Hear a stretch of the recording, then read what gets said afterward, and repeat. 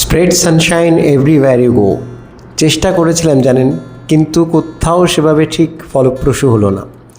আজকে সকাল থেকেই যেসব কাজগুলো আমি প্ল্যান করে রেখেছিলাম তার একটাও ঠিক সেই রকমভাবে ফুলফিলড হয়নি।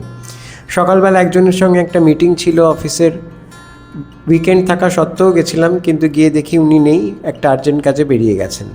হলো সকালবেলা তো উঠে পুজো টুজো করে বেরোলাম তড়িঘড়ি করে, আকাশে তখন মেঘের ঘন ঘটা, কিন্তু যাই হোক অফিসের কমিটমেন্ট, বেরোতেই হবে। তো বেরোলাম, বেরিয়ে গেলাম পার্ক স্ট্রিটেও তার অফিসে। এর আগেও ভদ্রলোকের সঙ্গে আমার 2-3 বার দেখা হয়েছে, কিন্তু এবার গিয়ে দেখলাম উনি নেই, উনি বেরিয়ে গেছেন। উনি যাকে বলে গেছিলেন আমাকে ফোন করে দেওয়ার কথা, তিনি ভুলে গেছেন আমাকে জানাতে। কী আর করা যাবে, কিছু করার নেই। বাড়িতে ফিরে খানিকক্ষণ শুয়ে বসে রইলাম, কারণ আজকে অফিসের কাজের বিশেষ চাপ ছিল না। সন্ধেবেলা বেরোলাম এই ভেবে যে কিছুদিন ধরেই শুনছি যে খিদিরপুরে নাকি একটা মহাকালের মন্দির হয়েছে।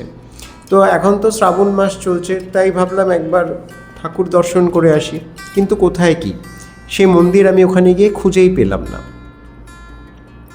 গেলাম অনেক দূর উঁচিয়ে, কিন্তু যেখানে মন্দিরটা থাকার কথা সেখানে নেমে যে আমি মন্দিরটা খুঁজবো সেই রকম কোনো অভিরুচি আমার ছিল না সেই পার্টিকুলার ওই জায়গাটাতে পৌঁছে। তখন রাস্তার উপরে এই মন্দিরটা দেখতে পেলাম। এটা খিদিরপুরে একেবারে মেন রাস্তার উপরে, এটা মহালক্ষ্মী মন্দির। এটা লোকমুখে এটা গোয়েঙ্কাদের মন্দির বলেই খ্যাত, অর্থাৎ গোয়েঙ্কা শিল্পগোষ্ঠী এই মন্দিরটি তৈরি করে দিয়েছেন। মন্দিরটা বেশ প্রশস্ত, বেশ খোলামেলা। আশেপাশের লোকজন তো দেখলাম বিকেলবেলায় মন্দিরে এসে বসে ভজন কীর্তন করেন বা নিজেদের মধ্যে এসে গল্পগাছাও করেন। কিছু অল্পবয়স্ক স্টুডেন্টকেও দেখলাম মন্দিরে বসে থাকতে, হয়তো পড়াশুনোর ফাঁকে তারা এসছেন। আর আপনি এখন চেনা অচেনা, পরিচিত অপরিচিত যে মন্দিরেই যান না কেন, সেখানেই গিয়ে এই পরিযায়ী পুণ্যার্থীদের দেখতে পাবেন। সারাটা শ্রাবণ মাস জুড়েই এরা আসবেন এবং মন্দির দর্শন করবেন। এখানেও তার ঘাটতি ছিল না। আমরা যখন গেছিলাম তখন মন্দিরটা ফাঁকাই ছিল, হঠাৎ করে এনারা চলে এলেন। আর এই যে মন্দিরের মধ্যে অধিষ্ঠিতা মা মহালক্ষ্মী, এখানে তো একদিকে গণপতির মূর্তি আছে, একদিকে হনুমানজির মূর্তি আছে, আর মাঝখানে গর্ভগৃহে রয়েছে মা মহালক্ষ্মীর মূর্তি। তো যাই হোক, এখানে মহালক্ষ্মীকে প্রণাম করে আশীর্বাদ নিয়ে আমরা বেরিয়ে এলাম মন্দির থেকে। আপনারা চাইলেও এই মন্দিরটি দেখে আসতে পারেন। খিদিরপুর মহালক্ষ্মী মন্দির বললে একেবারে রাস্তার ওপরেই, মানে বেশি দূর যেতে হবে না, মেইনটা পেরিয়ে গেলে পরেই আপনি এই মন্দিরটা পেয়ে যাবেন। আজকে তো শনিবার, আজকে তো লেক কালীবাড়িতে মায়ের মন্দিরে যাওয়ার কথা, তো সেই মতোই এগিয়ে চললাম। রাস্তায় দেখলাম বিভিন্ন সরকারি ভবনগুলো একেবারে তিরঙ্গায় সুসজ্জিত, অর্থাৎ সামনেই তো 15ই আগস্ট, সামনে শনিবারই 15ই আগস্ট। তো এখন থেকেই সরকারি কর্মসূচি জোর কদমে শুরু হয়ে গেছে।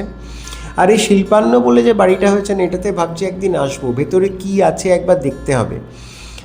বাইরে অনেক প্রোডাক্টের বিজ্ঞাপন দেওয়া আছে। আর ওই যে মা বগলামুখী মন্দিরটা, এই মন্দিরটাতে কিন্তু আমি অনেক দিন আগে আপনাদের একবার নিয়ে গেছিলাম। যদি চান তো আরও একবার নিয়ে যাব, কমেন্টে জানাবেন।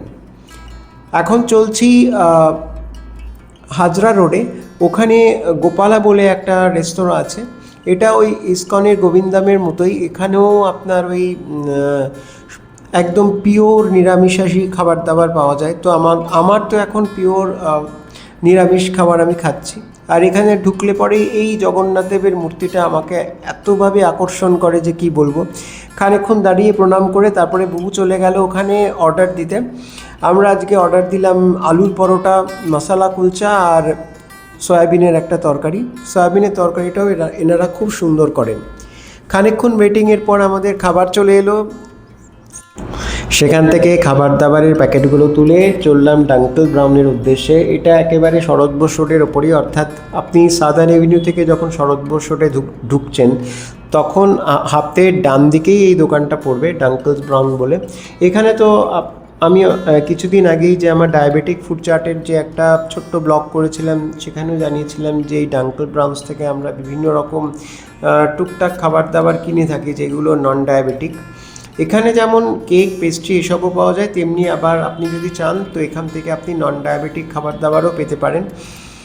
আর এই যে ছোটো ছোটো কুকিজের মতন দেখছেন, এগুলো আসলে কুকিজ নয়, এগুলো আসলে মোমবাতি। আমি আগে কোনো দিনও দেখিনি এরকম।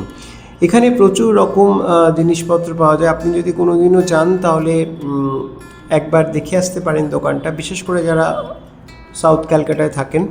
আর এখানে এরকম বিভিন্ন রকম হ্যাম্পারও পাওয়া যায়, এগুলো কাউকে গিফট দেওয়ার পক্ষে আদর্শ।